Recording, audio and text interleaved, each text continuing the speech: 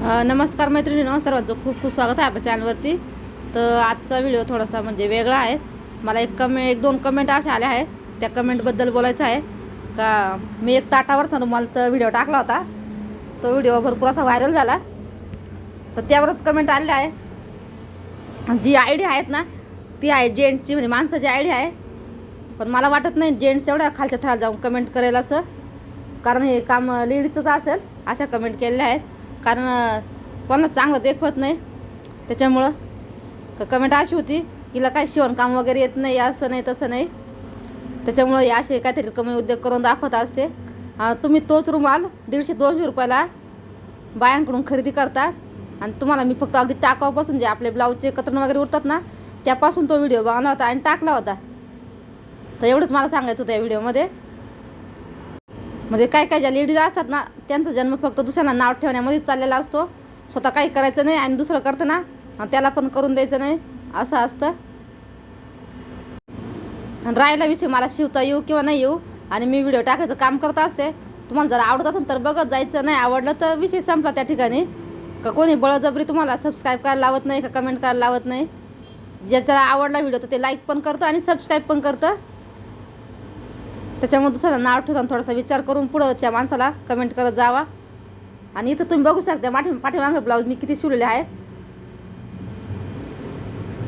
तर त्यांचं असं म्हणणं होतं, हिला काही शिवता वगैरे येत नाही, त्याच्यामुळं ही काहीतरी नुसता टाईमपास करते, हिला काही कामधंदा नाही आहेत, काहीच नाही आहे.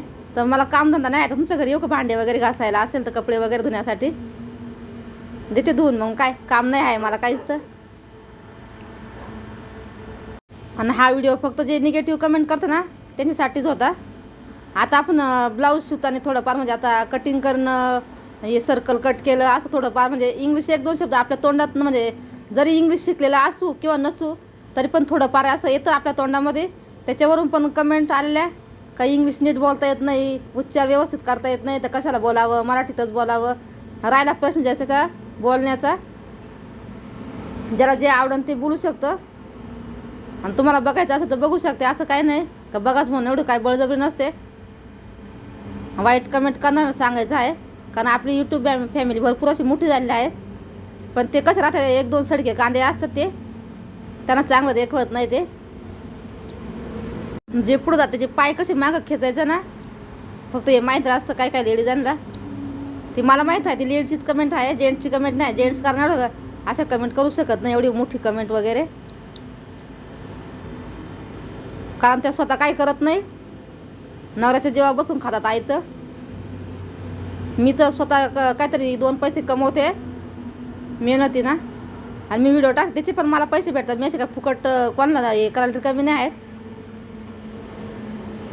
तेच मला आजच्या व्हिडिओमधून दाखवायचं होतं का मी ब्लाऊज शिवू अगर नाही शिवणकाम येऊ नाही येऊ, मी माझं काम करत असते.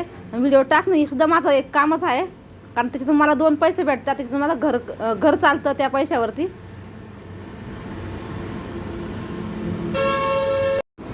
पुन्हा जर अशा कमेंट जर आल्या, त्याचा मी स्क्रीनशॉट घेऊन बघा, वरती मी थंबनेलला वगैरे फोटो लावीन.